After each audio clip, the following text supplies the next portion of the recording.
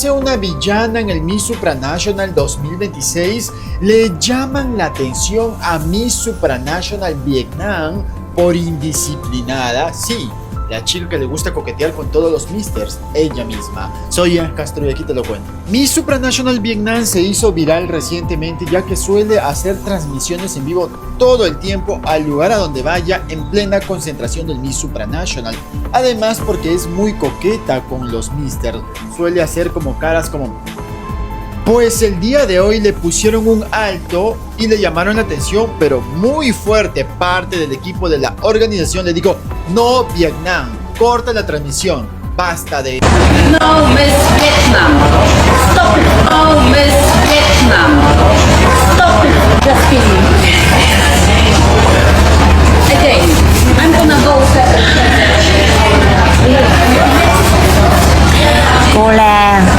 Fuerte llamado de atención. Bueno chicos, aquí en privado les voy a decir algo. Me han contado por ahí que por culpa de Miss Supranational Vietnam están prohibiendo a todas las candidatas utilizar su teléfono.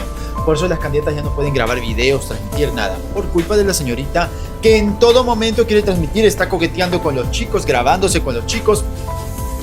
Indisciplinada y está perjudicando también a todas sus compañeras. Pero ¿qué te parece?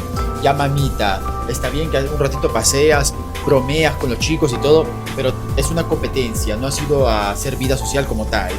¡Qué escándalo! So inyong napanood mga kapolitika itong iskandalo ngayon dito sa Miss Supranational 2026 na kinabibilangan itong pambato ng Vietnam na si Mai Ngo dahil dito sa kanyang video na in-upload sa social media ay medyo napahiya itong pambato ng Vietnam dahil sinita siya or sinaway siya nitong staff ng Miss Supranational dahil nagla-live at nagvi-video itong pambato ng Vietnam, which is pinagalitan siya nitong staff ng Miss Supranational dahil ang sabi ay bawal daw yon. So kumakalat ito sa social media at ito yung context kung bakit pinagalitan at marami yung mga Vietnamese na nag-react dito sa video ni Mai Ngo na pinagalitan siya nitong staff at nasigawan siya dito sa video na kanyang in-upload sa social media.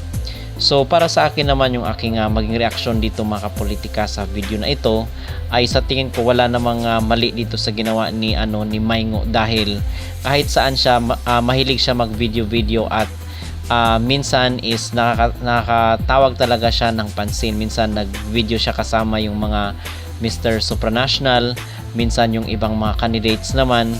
So talagang mahilig mag-video itong si Mai Ngo at I believe naman na walang mali dito sa kanyang ginawa dahil ngayon nga sa modernong panahon ay sa social media na talaga karamihan nakatutok ng mga netizen at especially sa mga pageant supporters. So tama lang naman na mag-video dahil nagre-rehearsal lang naman itong mga candidate dito sa Miss Supranational at siguro ay sa tingin ko medyo nairita lang yung staff kung kaya napataas yung kanyang boses sa pagsita dito kay Miss Vietnam na si Mai Ngo. Okay, so yun po ang aking maging reaksyon. At mula po dito sa pambato ng Vietnam is dito naman po tayo sa pambato ng Indonesia na si Agnes Rahajing dahil mainit po ngayon ang usap-usapan sa social media na baka siya daw ang kukurunahan ng Miss Supranational 2026. So hindi naman natin kino-confirm mga kapolitika na siya na talaga ang magwawagi at mag-uwi ng corona kasi alam naman natin yung history in the first place nung Miss Supranational 2024 na baka daw matulad sa nangyari doon sa taon na yon ang magiging sitwasyon or magiging finals ng Miss Supranational 2026. So we are hoping kasi magaling din naman itong pambato ng Indonesia. It's just that kung talagang beauty ang pag-uusapan ay mas marami pa yung lamang sa kanya, most especially yung early favorite ngayon na si Miss Czech Republic. Talagang napakaganda nitong pambato ng Czech Republic. Talagang parang siya, manika itong pambato nila. So ito yung sinasabi ng mga ng mga pageant analyst at mga pageant expert na baka daw si Czech Republic yung mananalo. Pero ang malaking iskandalo pag itong si Indonesia ang kukurunahan sa finals dahil nga alam naman natin na mas marami pa ang mas deserve sa kanya. Pero kung maulit yung Miss Supranational 2024 2.0, so talagang maging iskandalo na naman ito at pag-uusapan ng mga netizen dito sa social media, dahil nga doon sa ating mga previous na video is nabanggit natin yung sinabi ni Osmil na baka daw fix na ang winner dito sa Miss Supranational. Meron ng under the table na mga deal or agreement kung sino ang ipapanalo nila. Okay? So dahil alam naman natin yung history na ang sabi daw is may mga hukus-pukus din daw dito sa Indonesia. So hindi natin alam at hindi natin kinukumpirma mga kapolitika na ito na nga yung mangyayari. Ang sinasabi lang natin na ito yung mga usap-usapan dito sa mundo ng social media. At doon naman po pala sa top model of the year, even yung mga pageant expert mga kapolitika ay wala itong ating pambato na si Katrina Ligado dito sa best in top 5 per continent.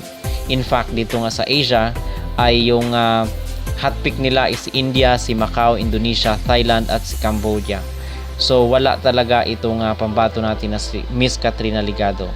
But we are still hoping na sana is maganda ang magiging kapalaran niya doon sa finals, dahil doon pa natin malaman kung ano ang ranking ng ating delegate dito sa Miss Supranational. Meron naman kasing iba na positibo, meron din iba na negatibo ang komento. So bahala na yung mga judges, bahala na yung organization dito sa maging kapalaran ni Katrina Ligado.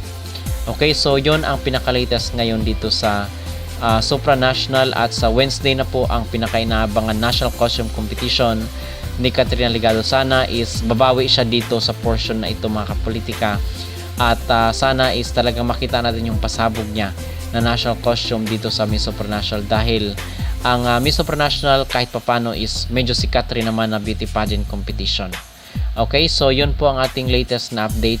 Ano po ang inyong masasabi dito mga kapolitika sa pagsita ng isang staff at paninigaw dito kay Miss Vietnam? Tama lang ba ang ginawa ng staff na paninita dito kay Maingo? At sa tingin nyo ba ang Indonesia ang mag-uwi ng corona para sa Miss Supranational para ngayong taon? Mag-comment down below at huwag kalimutang mag-like at mag-subscribe na rin kayo para updated kayo sa ating mga latest issue. Congratulations. Thank you. Such a good runner. Outstanding outfit as well. Can you tell us so more about much. This beautiful piece is by the Eddie Betty. Absolutely love it. Look at the detail and the craftsmanship is just absolutely amazing. I'm just so proud to once again be wearing Indonesia's finest talents. So, Agnes, what was going through your mind while you were walking after us? Honestly, at first I was really nervous, but as I went on the runway, I just tried to enjoy it as much as I thank you. I just tried to enjoy it as much as I could, and honestly it happened super fast. I didn't expect it to like fly by in a split second. But I tried to do my best, and I hope my friends back home are proud.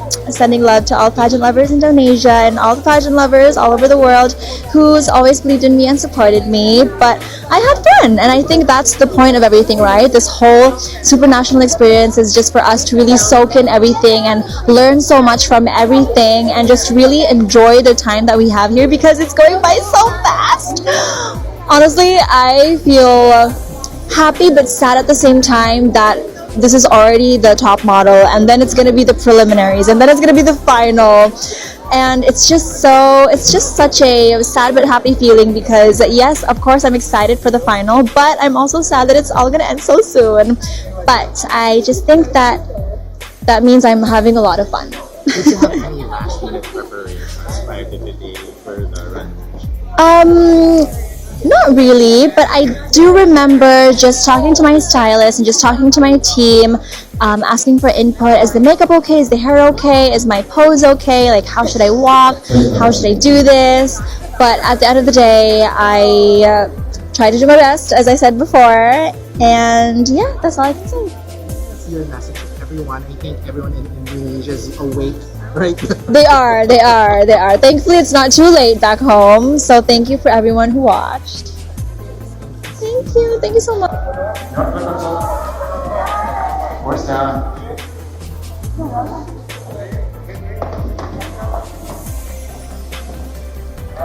Action. Go.